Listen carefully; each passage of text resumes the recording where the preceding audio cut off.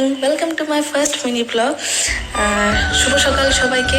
আশা করছি সবাই অনেক বেশি ভালো আছো। এই যে সকালবেলা ঘুম থেকে উঠেই টোটো করে চলে আসলাম ব্যালকনিতে। আজকে সকালের ওয়েদারটা খুব ভালোই ছিল।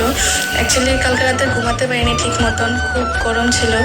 তো এখন একটু ব্যালকনিতে তার জন্য হাওয়া খেতে চলে আসলাম। তো এখন অনেক কাজ, এই যে বাসন ধুতে চলে আসলাম। বাসনগুলো ধুবো এখন। জানেনই তো মেয়েদের জীবনে অনেক কাজ, তার একটা অঙ্গীকার হলো বাসন ধোয়া।